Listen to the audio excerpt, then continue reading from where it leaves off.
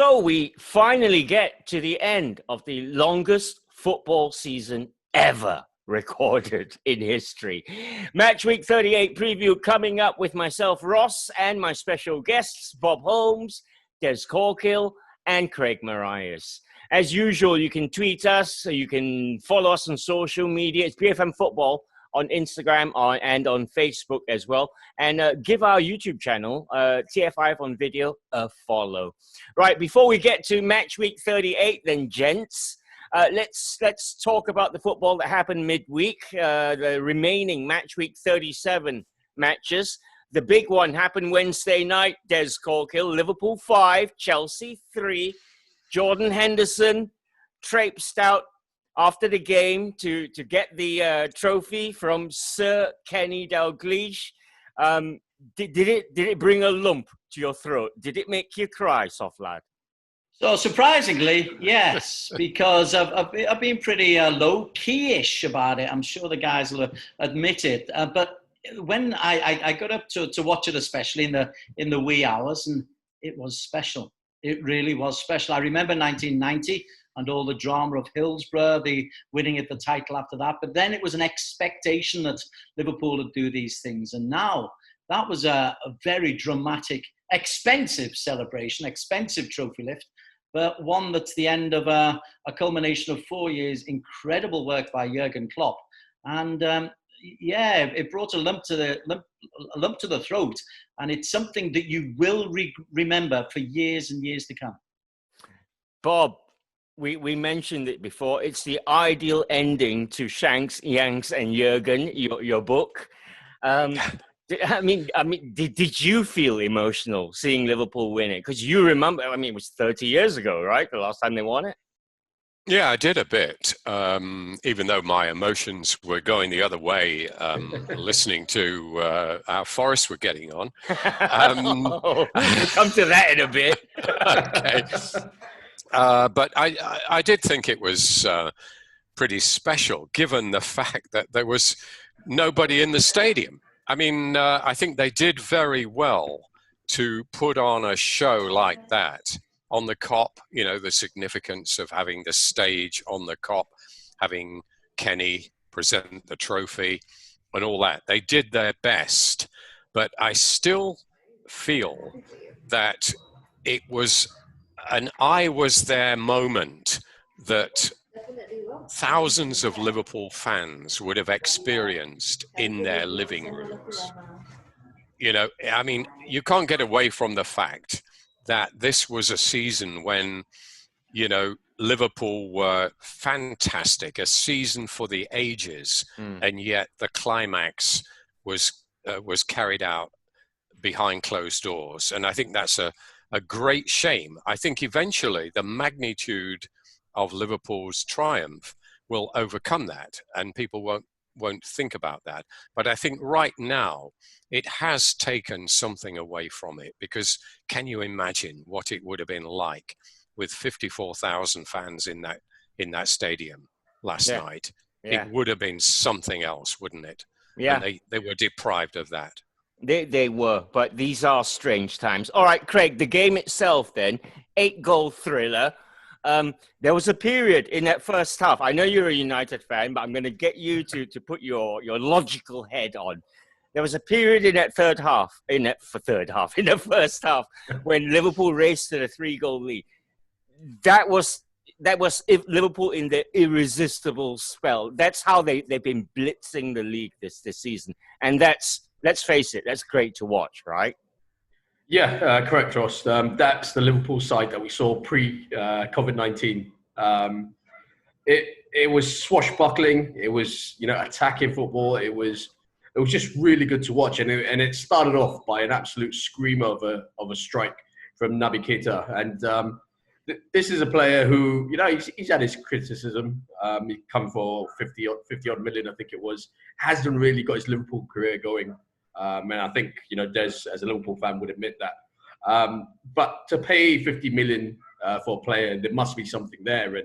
And I think with him, it's just a matter of being fit, getting a run of games, and you'll see more of that kind of those kind of goals. But you just look all around and everyone that scored in the first half, I mean, Trent Alexander-Arnold, what a player he's become. What a player. I mean, we see in the last 3 years, you see a transformation from a kid from an academy, making that step up to senior football. Let's not forget, he's not actually a right back, and he's a central midfield player who, over the last 3, 4, 5 years maybe, has been converted to that right wing back position. But what he's done as well, I mean, he's kind of reinvented the position. We talk about fullbacks or wingers these days. For me personally, he offers a lot more. I mean, you got the dead ball specialty that he brings to the team. I mean, his cross for Firmino's goal was absolutely out of this world. I mean, it's as pinpoint as you want it to be. I mean, the whip that he got on that, his technique is to leave Kepa just standing there for the free kick is outstanding. And the one that really which I really enjoyed watching was Wijnaldum getting a goal, because I think your Salahs get your mentions, your Manes will get a mention, your Van Dijks, Trent. But this is a player who I feel makes that midfield tick. They got him for 20 million from Newcastle, and again, I think he was a winger before. He's come into a more central position now, and I really think he's an unsung hero in that Klopp midfield. I really do. I like the way he plays. He makes them tick, as I mentioned before, and it was good to see him get on the score sheet as well. And like a lot of people, I mean, I think every team, when you win trophies and when you win titles, you'll always have that one unsung hero in that starting 11 who's played a lot of games, but has gone about his business quietly and doesn't really get that mention. And for me, that's Wijnaldum. Yeah, he was very good. Liverpool were very good. Let's talk Chelsea up a little bit here, Des, because they did put on a show at one point. I thought, hey, is a comeback on here? Again, Olivier Giroud, 33 years old, much maligned. He's leading the line. He's proving invaluable. And this Pulisic guy who came on as a sub, instant impact. They look good, Chelsea. Hey, Ross, on last night, why the hell would I talk Chelsea up, huh? Because we're that kind of show, Des. Not last night, we're not. Last night, I'm absolutely red. I couldn't give a damn about Chelsea, because Liverpool owe Chelsea after what they did in 2014 and Steven Gerrard. I really hope they miss out on the final day of the season because of 2014 and Steven Gerrard. And I'm absolutely not going to show any remorse on that. I'm a red through and through on this day, absolutely. But Des, it was Chelsea that won the title for you when they beat City. No, they didn't. Liverpool won the title by picking up 96 points in 37 games. Yep. If I may just add one thing. Chelsea came and had a goal last night. They made it a football festival. So it was a game of football that you had two teams really going for it. And that was great to see. And with my £150 million per team hat on, well done to them. More teams should do that. Well done, Chelsea. That's as close to a thumbs up as you're going to get from Des Corkill. Right, moving on then. Craig Marias, Man United won, West Ham won. Man United, this is the game after the Chelsea semi-final defeat. Your team are looking lethargic here, Craig. Yeah, I'm surprised you didn't mention the two big shouts that I got correct last week. You did. I was going to get to that. I did give you a big shout out on our Facebook page. I said Craig got them right. Yeah. I mean, I saw this. I mean, the weekend's performance coming. To be honest with you, after the previous two games, and I can't say I was really surprised again. I did think they'll pick themselves up slightly after the criticism that came with the semi-final defeat. But again, they didn't rise to the occasion, and it's a little bit worrying because they got themselves into a situation. I think, before the restart, if you had told anyone, they'll be challenging. It's in their hands to get into the Champions League. They would have taken it and bitten your hand off. But it's got to the situation where I think, as your Manchester United, your big players, you really needed to step up. And I think when it's come to step up, the last two games, they really haven't. And it's a little bit worrying because going into Sunday's match, I mean, it's still in their court, and I know they only need a point, but I mean, it's not secure by any stretch of the imagination, and we know football. We've seen weird things happen. As Bob, we know Bob Man can United. attest. When you tell them they need a point, yeah. And as Bob can attest to, in terms of football's a funny game, and the strangest things can happen. It's not. As United fans, we're going to go into that Sunday absolutely sitting on the edge of our seats because we don't know what's going to happen. I think performance from a performance point of view, soft penalty to give away. I mean, what Paul Pogba was doing there, I couldn't tell you. But we managed to get ourselves out of it in the second half. It was marginally better, but still nowhere near the kind of quality that needs to get 3 points in the Premier League. And then that's what United got. Yeah, Des, do you reckon Pogba didn't trust the gear? That's why he thought, I'm going to be goalie here. So no, I think David De Gea has made mistakes, but he's been a fantastic professional for Manchester United for 5 or 6 years and deserves a lot more. He's got more in the bank than that. Pogba's was just unprofessional. If you're paying a near £100 million for a midfielder, you do not expect that. You expect that in Sunday League. No, actually, you don't expect that in Sunday League. And instead, you've got it in a really important game for Manchester United.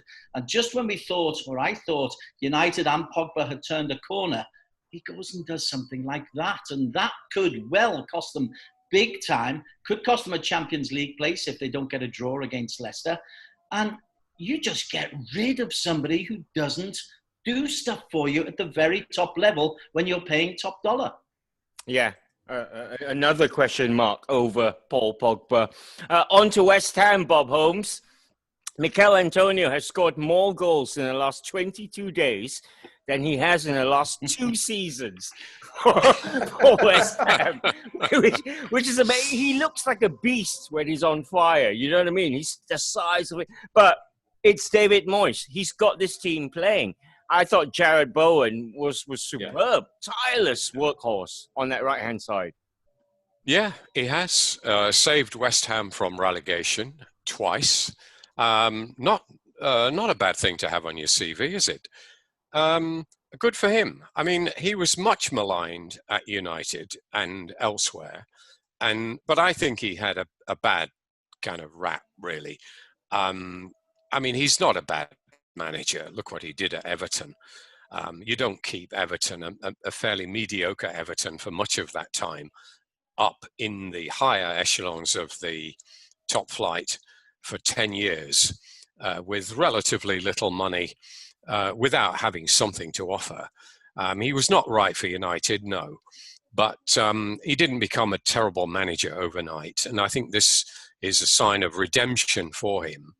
I think he'll stay there. I don't think they'll sack him this time around after he did the job for them last time.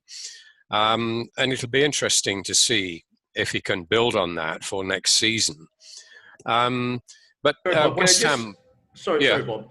His contract runs up until the end of this just this season, isn't it? Yeah. So... I mean, it's sack him. I mean, get rid of him. Get rid of him. However you want to call it, Yeah. I think it was something. Get a new contract. I think he might, because who else are they going to go for? Exactly. And he's proved it twice, hasn't he? He can get something out of this team. I think it would be a bit harsh, to say the least, if they were to get rid of him now, unless they go for Nigel Pearson or something like that. But he's done a pretty good job there. I mean, at one point they did look as if they might slip down, didn't they? They seemed to have the momentum was going against them, and other teams were showing signs. But he held them together. And Mikel Antonio, I remember, he's an ex-Forest player. He was a class above the Championship. He was a real force as a striker for Forest. But at West Ham, he's been played all over the place.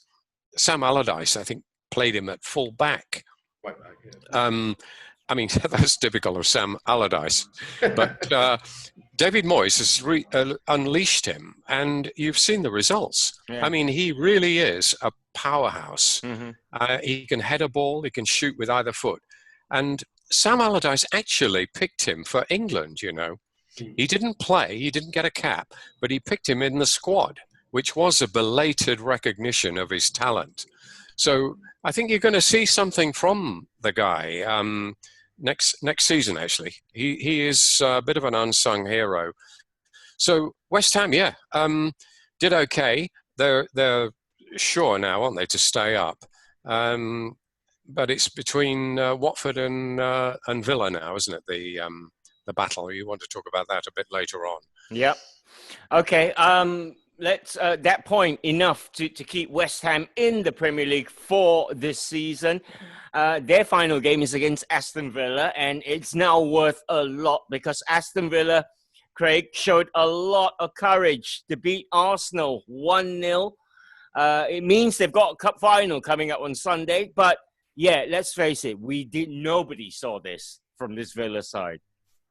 No, definitely not. I mean, we've watched Villa over the past few weeks, and I mean, I still stick to the fact that they're going to go down. Bournemouth and them, I think they're doomed. But leading up to this performance, you didn't really see it coming. I mean, what they've done post, after the restart, I mean, they've definitely shored up their defence.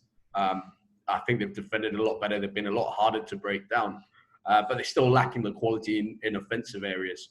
Now, step up Trezeguet, over the last 2 weeks. Hang on, let me jump in there. What's his first name? Yeah, exactly. It's definitely not David. It's not David. No, He's it's not finishing like David. him, though. He's finishing like him, but Yeah. it's not David. But yeah, I mean, it's just Trezeguet, I think.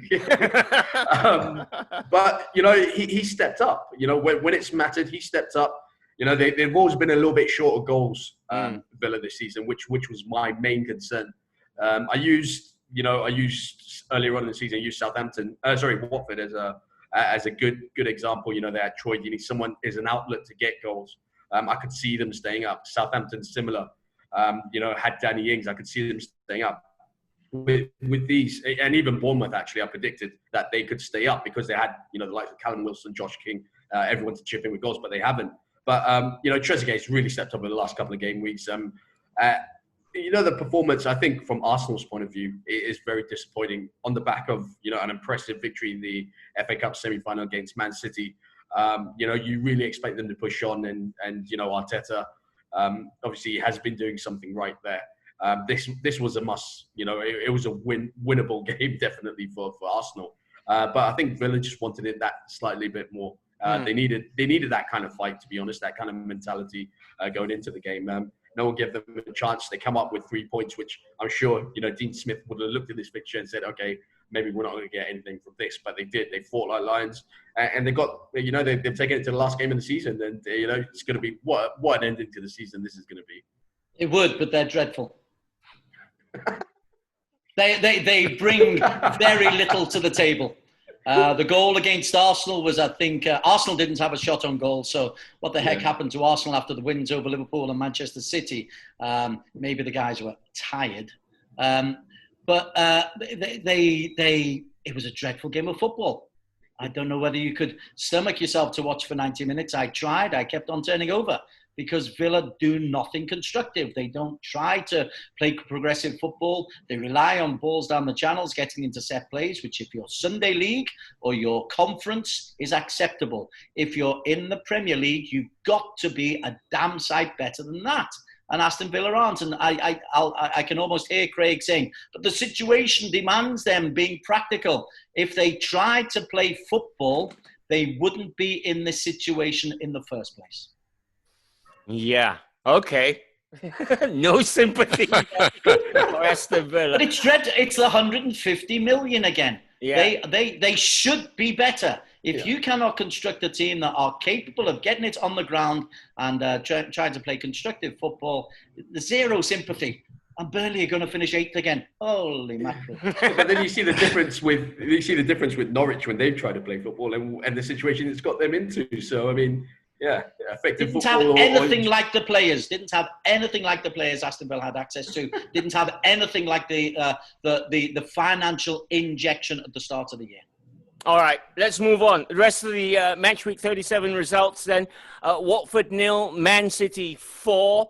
This was Hayden Mullins. VAR was dreadful. And if Villa do stay up, guess what's kept them up? That VAR decision in that goalless draw that they had. So VAR was introduced because we cannot afford these kind of mistakes ever again. Guess what? VAR could well be responsible for relegating somebody other than Aston Villa. Get rid of it now. There you go.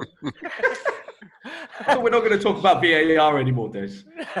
You can't not talk about it when it makes such catastrophic mistakes. It was a sensational save by, I can't even think who the Watford defender was. It was a brilliant save. If Foster has made that save, everyone goes, wow, that's world class. Because it's a defender and VAR looks at it, decides it's not a penalty, even if it makes it 5-0 instead of 4-0, it's still a rank, awful, dreadful decision and completely abandons any pretense that VAR has value in this game. Okay. Elsewhere, Brighton 0, Newcastle 0, Sheffield United 0, Everton 1, Richarlison with the winner there. Wolves 2, Crystal Palace 0. Daniel Podence with his first goal for the club. That win takes Wolves back into 6th position. So this is what the table looks like. It's all go for the top 4 going into the final round of matches. And at the bottom, which 2 to follow Norwich City down?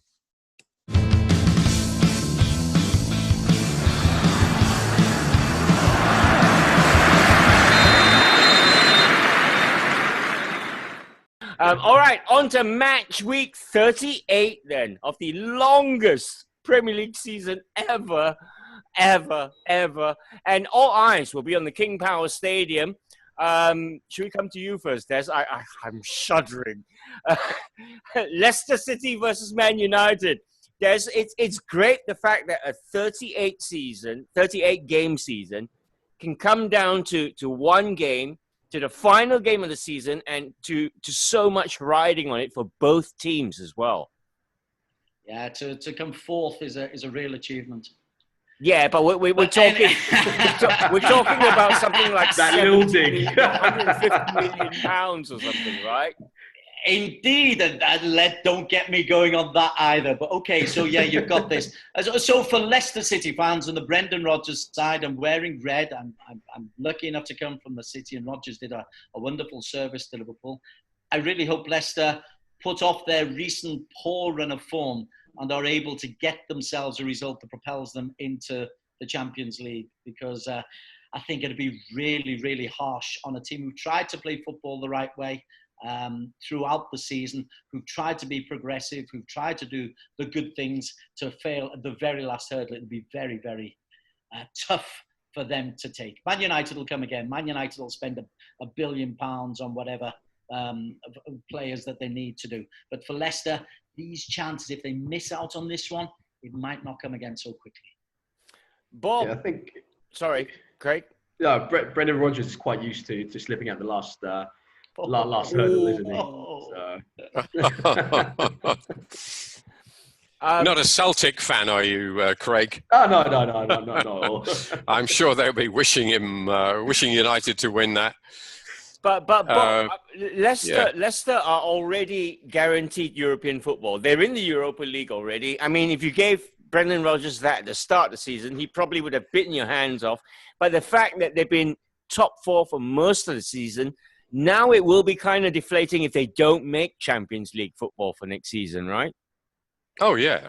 Well, there's a massive difference, obviously, between Champions League and Europa League anyway, isn't there? But for him to be in the Champions League positions for much of the season and then suddenly slip back at the last minute, it would be a devastating blow. Not quite as devastating as the Gerrard slip, but still a pretty serious blow to a very ambitious manager with quite an ego. So I don't know whether he could recover from that, actually, if they don't make it. I mean, he's not going to get sacked right away or anything. They're not Watford, Leicester.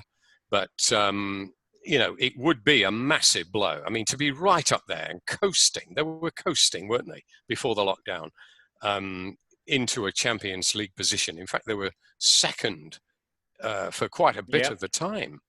And then to fall down at the end, yes, it would raise the old doubts about Brendan Rodgers. Is he really made for the top end? Is he just a manager of a club like Swansea, or Celtic? Not that Celtic are a massive club, but Scottish League is not quite the Premier League, is it? I mean, he could win that at a canter, won everything there, but ditch them mid-season. Question marks about his loyalty and all that, which he still has to live down, I'm afraid. But I mean, taking Leicester into the Champions League is one way of getting back at his critics. Certainly, I think it's on a knife edge of that game, an absolutely fascinating game that could go either way, and that is obviously the game of the final day. Yep. Also, with a lot riding on, is Chelsea versus Wolves, Craig Marias. Frank Lampard's Blues need 1 point at home against Wolves to seal a Champions League spot. And it's been a great season for Frank Lampard. Yeah, it is. Whichever way you want to look at it, let's not forget, it's his first managerial experience in the Premier League. It's his second overall as a manager. So, I mean, to put Chelsea in the position that they're in right now, is absolutely fantastic, especially when you consider the transfer ban that they had earlier on in the season. He's managed to get them, playing. Obviously, defensively, they need to sort themselves out. But in terms of attacking football, he's really. They've been really exciting to watch. We spoke about the Leicester United game. That could be dependent on this game, the Chelsea Wolves, because if Wolves end up beating Chelsea, then United's result is irrelevant, really. Then a draw between United and Leicester would probably send them both into the Champions League, and Chelsea will miss out then. Correct. Which will be about Chelsea, mate. It's going to be a great game, and it's going to be one where it'll be quite hard to call, because with Wolves, I think they can only finish fifth, can't they? I mean, I don't think they can go any lower. So there's not much on the table apart from pride for them. But Chelsea will be going all out for that. We saw, they can score goals, but they can be they can quite easily concede them as easily as they score them. Wolves going forward, we know the threat of Jimenez. Prudence, I was really impressed with the other night. He looks great, he looked really good, and it's a wonder he hasn't played or hasn't been as effective as he has been earlier on in the season. But they're a great side to watch, aren't they, Wolves? They've got some quality players there. So you've got two absolute spectacles on the table for me, going into the last day of the season, and we haven't even got down the other end of the table and spoken about them. So this could quite easily be one of the best finishes to the season for both ends of the table. My only gripe is all the games are on at the same time. West Ham, Aston Villa. Des Corkill is, I guess it's a credit to Villa that they've taken it to the final day. We heard what you think about them. But again, it is intriguing. It is nail-biting. And Villa and West Ham, West Ham fans will be all right, but Villa fans will be biting their nails, won't they, Gogs? Villa fans will be absolutely terrified because they'll, other than Trezeguet, without their first name, scoring goals, they haven't looked like they've got any kind of threat going forward. Pepe Reina's held them a little bit tighter defensively, along with Big Tyrone. But I can see West Ham playing with a rare amount of freedom, putting Villa in a very worrying position. And I can see West Ham enjoying themselves, finishing. I think they can move up a couple of places, West Ham, and people will go, we were never in danger of relegation. So I can see Villa having a very, very nervy look over their shoulder to what's going on at Goodison Park. amazingly, Villa can still lose at West Ham as long as they don't lose by more than 2 goals. More than Watford. Watford are away at Arsenal, Bob. Now, I don't know. I don't know what kind of mood Arteta's Arsenal are going to be in. Will they be resting for the cup final the following weekend? Will there be kids playing? So many questions here. But Watford, well, they need a result, don't they? Yeah, they certainly do. Arsenal, the big question, as you put it. We don't know which Arsenal will turn up. I mean, we've seen both sides in this restart, haven't we? They had bad luck to begin with, and they seem to sort themselves out. And they were impressive against Chelsea, against City in the semi-final. Very impressive. And it looks, to all intents and purposes, as if Mikel Arteta is actually sorting them out slowly. But there are still weaknesses. And I think one of the big weaknesses is of temperament. It's hard for a manager to sort out temperament. He can sort out a style of play and a formation. But if the heads are not right, that is very difficult. And his star man, we don't know whether he's going to stay or go. I mean, Aubameyang is undoubtedly their number one player and has made the difference in this Project Restart. He's got them to the final of the FA Cup. I mean, they can't afford to lose him, but he hasn't signed the contract. And we don't know whether he will or not. And this is going to have a very big bearing on Arsenal's next season. There's talk of him going to Man City. I can actually see him there. I could see him playing for Man City. I really think he could be the answer, to their finishing problems. Sometimes Gabriel Jesus is probably not quite as good as we thought he was going to be. So really big question, but I still think that against Watford, who are a poor side and have been held up, kept in the running by their goalkeeper, let's give a shout to Foster. I mean, he was at United. He looked as if he was going to be a successor to Peter Schmeichel for a while. He's 37 years old now, and he didn't quite cut it at United. Too many mistakes.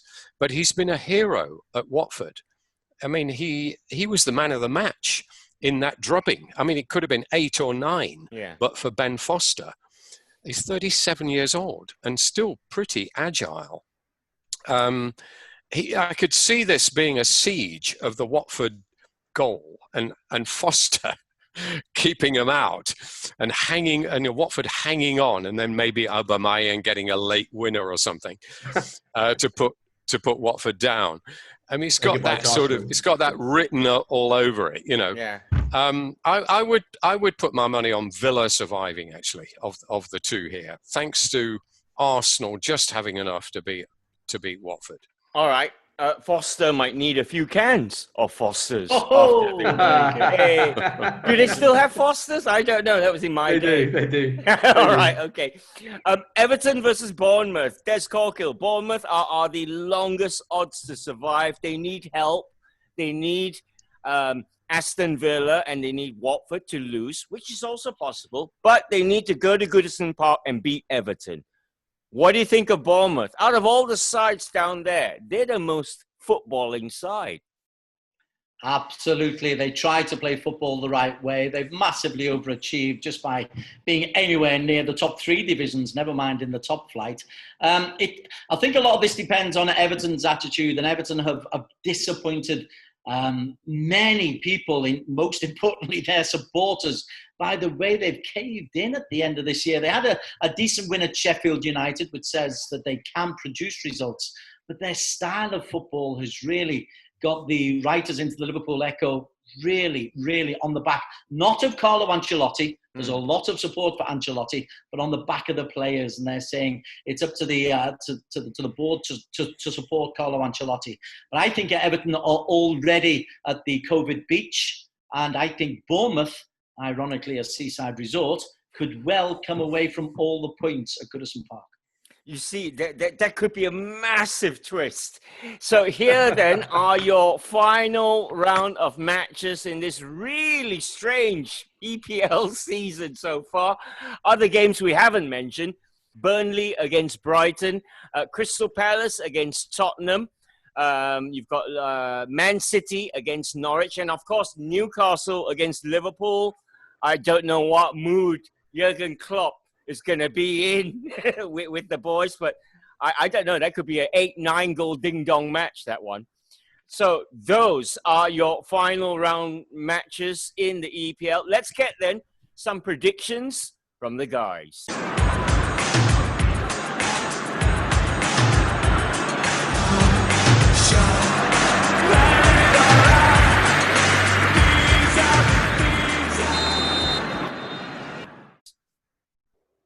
And we're going to start with you, Craig Marias. 100% hit on both your predictions. You showed off giving us 2 predictions last weekend. Got them both right. So what are you going for this weekend? I'm actually going for the top end of the table. I can't not predict, the chase for the top 4. So I'm going to go with United. Letting my heart rule my head this time, I think. But I'm going to go with United to beat Leicester and Chelsea to beat Wolves. Oh, another 2-pronged prediction from Craig Marias. Des. So supporting Man United is a big shout these days, huh?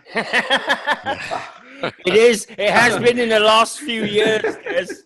Well, just because it's that close, I think I can get away with this one. Okay, Des, what's your big shout? Bournemouth to survive. You already said Bournemouth to win at Everton, Watford and Villa to lose, Bournemouth to stay up in the Premier Division. Because they're a footballing side, right? Because they're a footballing side. Watford morally to go down just because they're Watford. Villa to go down because they are objectively awful. And Bournemouth to get the reward that Eddie Howe. Remember everyone was saying Eddie Howe, future England coach and all this not so long ago. He hasn't changed the way Bournemouth have tried to play. I think he deserves immense credit for that. Watford are morally abject and Villa are just abject. You can't say fairer than that. That just leaves Bob Holmes. Bob, what's your big shout? I'm wondering if there's any match left for me. You seem to have covered half the fixtures, if not more, you two.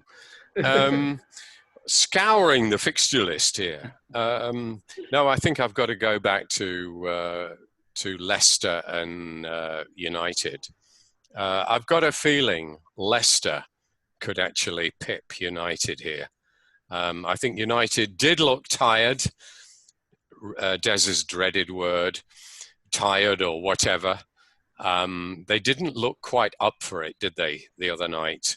And I think they possibly timed their run for the post a little too soon.